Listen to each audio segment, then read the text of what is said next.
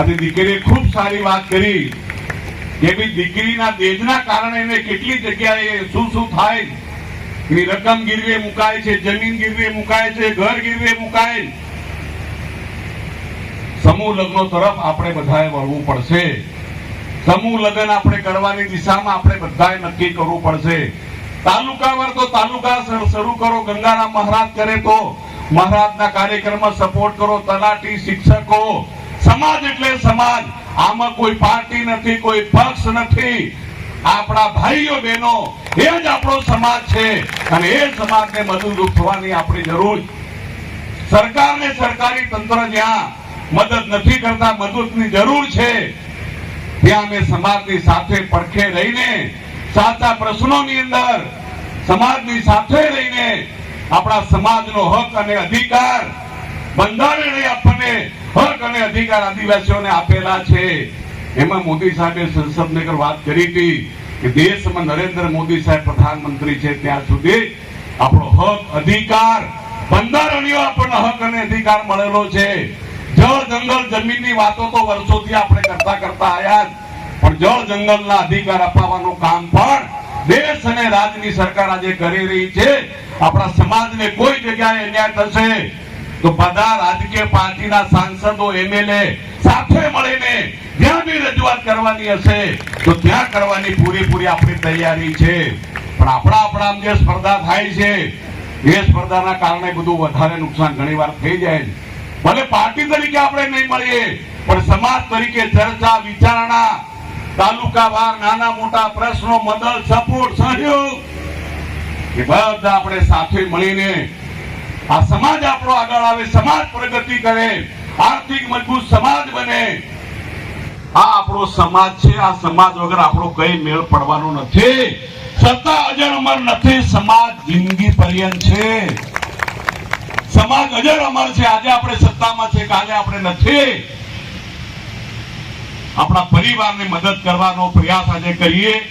હું તમારા બધા વચ્ચેથી રજા લેવાનો છું. મારી બેનને ત્યાં જાન આવે છે અને 2 વાગે શુભ જોગડ્યું છે એટલે તમારા બધા વચ્ચેથી રજા લઈને આપણા ડિંડોર સાહેબ ને બધા લોકો જે રીતે માર્ગદર્શન કરે, આ મીટિંગ કર્યા પછી આવતા અઠવાડિયે મીટિંગ, ચિંતા કરો, ચિંતન કરો, મનન કરો.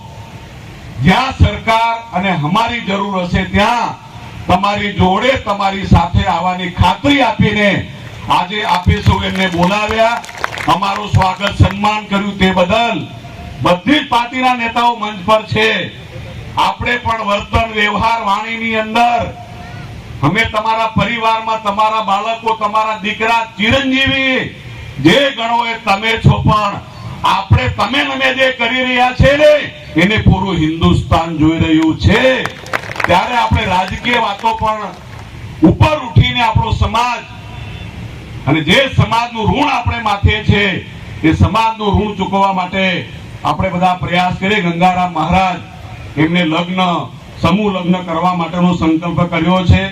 શ્રીમાન માવી સાહેબ પણ લીમખેડાની અંદર સમૂહ લગ્ન કરાવવાનો પ્રયત્ન કરી રહ્યા છે. ત્યારે આમાં કોઈ બજેટ સરકાર આપવાની નથી. તમને કહી દઉં, ડિંડોર સાહેબ થોડો માલ આલે જો કે બીજા પાસે ઓછા પૈસા છે એટલે આમાં સોરજી એમને પડે ને પછી તિજોરી, સોફા જે ગોઠવાઈ ગયા, શિક્ષકોનો ટેકો વધારે છે. જે કટરાસા ગોઠવાઈ જાય ને, માવી સાહેબ નું પેન્શન 50,000 છે, પણ તમારે બધો ફાળો કરવો પડે. આ ચોખવટ કરીને જો તો હાલા મોટી વાતો કરીને જતા રહ્યા, પાછા નહીં વળે. બીજા કહે પાછા અમે બી ફાળો આલશું, તમે નક્કી કરશો, અમે બી ફાળો આલશું. ચંદ્રિકાબેન, પ્રભાબેન, આપણા મહેશભાઈ, શૈલેષભાઈ, રમેશભાઈ બધા અમે ફાળો આલશું અને બધા હાજર બી રહીશું. પણ દર મીટિંગમાં અમારથી હાજર નહીં રહેવાય.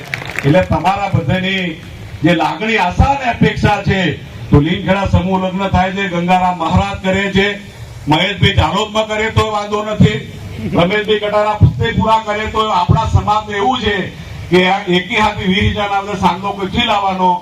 એના બધા ઘણા મને કહે મારે થોડો ભણાવવાનો છે કે 12 વર્ષ નોતર બાકી છે. કેદાર છે મેં એ માસ્તરો ભેગા થઈને નોતર પલાળ એટલે ગોઠવાઈ જાય. એ પણ તાત્કાલિક તમારું બંધારણ અમલમાં નહીં આવે, ધીરે ધીરે બંધારણ અમલમાં આવી જશે એવી હું આશા વ્યક્ત કરું છું. તમે જે બંધારણ નક્કી કર્યું છે અને વાંચ્યું છે એ બંધારણ ધીરે ધીરે અમલમાં આવશે તો ચંદ્રિકાબેન સોરો પડે ઘણા બધા ફોન આવે, મહેશભાઈનો સોરો પડે ઘણા બધા આવે. એટલે તમે પાછા એમ કહેતા ને આ બંધારણ છે ને મહેશભાઈ 200 ગાડી બોલાવીને ચંદ્રિકાબેન 1000ની પાઘડી લઈ ગયા. ધીરે ધીરે ગોઠવાઈ જાય તારી પાડો સમજે એકી હાથે પાછા તીર કામડું વાળું નહીં કરતા હોય. થોડા તો નવું ધીરે ધીરે સેટ થાય. સેટ અમારા મનમાં સેટ થઈ ગયું છે, તમારા તો ઘણું પહેલેથી સેટ થયેલું છે, પણ ધીરે ધીરે થઈ જશે. ઓનિયા સાહેબ મળવા ત્યારે હું થોડો ગરમ બી થઈ ગયો હતો. જો તમે અમારા વિરુદ્ધ વાત કઈ રીતે કરી શકો? અમે આદિવાસી સમાજમાં જન્મ્યા, ટ્રાયબલ સીટ પર ધારાસભ્ય થયા કે એમપી થયા, અને તમે અમારા સમાજના નેતા થઈને અમારા વિરુદ્ધ ભાષણ કઈ રીતે કરી શકો? ઓનિયા સાહેબે છોડો ને બાબો છે, તમારું દિલ મોટું રાખો. બીજા ગામ વાળા કે જાય નહીં, હું કે અમારા રાજસ્થાન વાળા કે જાય, પાછા એમપી વાળા કે જાય, પછી ડિંડોર સાહેબ ના ગામ વાળા કે જાય. તમારો કહેવાનો પૂરેપૂરો હક અને અધિકાર જાહેરની અંદર છે. અમે ભૂલ કરશું તો તમને કહેવાનો અધિકાર છે, પણ યાર અમારી લીટી ટૂંકી કરીને તમારી કઈ લાંબી હમણાં થાવી નથી. એ ખોટી વાત છે મારી. અમારી ભય તારે થઈ જશે, પણ હમણાં તમે આ હરીફાઈમાંથી બહાર આવો. સોશિયલ મીડિયાની અંદર પણ માપમાં બધું આપણે કરો. બંને સરકારો આપણી સાથે છે.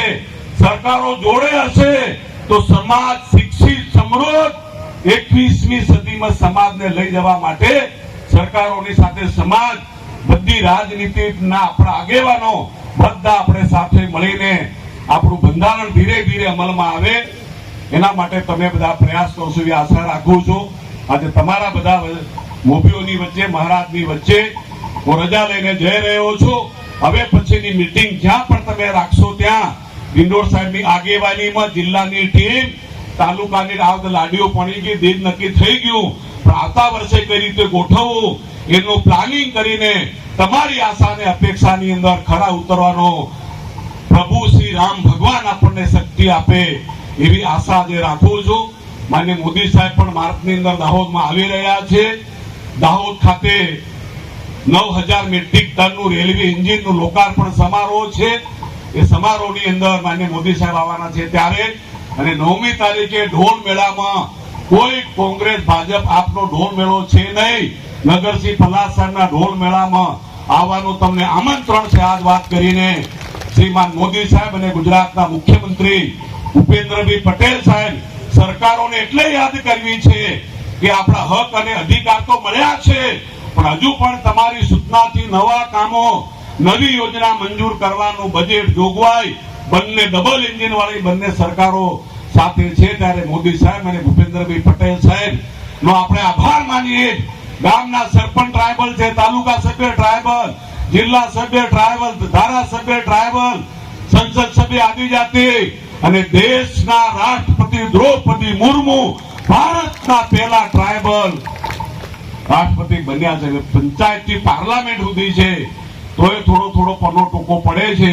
એમાં બધા અમે સાથે મળીને આપણી આશા અને અપેક્ષા અને 21મી સદીમાં આપણા યુવાનો અને યુવાનોની રોજગારી માટે પણ લગાતાર અમે લોકો પ્રયત્ન કરી રહ્યા છે.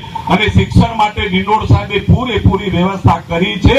એની અંદર પણ આપણા દીકરા દીકરી ભણે, સારું ભણે, મફત શિક્ષણ દીકરીઓને માન્ય ડિંડોર સાહેબ આપી રહ્યા છે. ત્યારે સિંચાઈનું પાણી લાવવા માટેનો પ્રયાસ જે અમે લોકો કરી રહ્યા.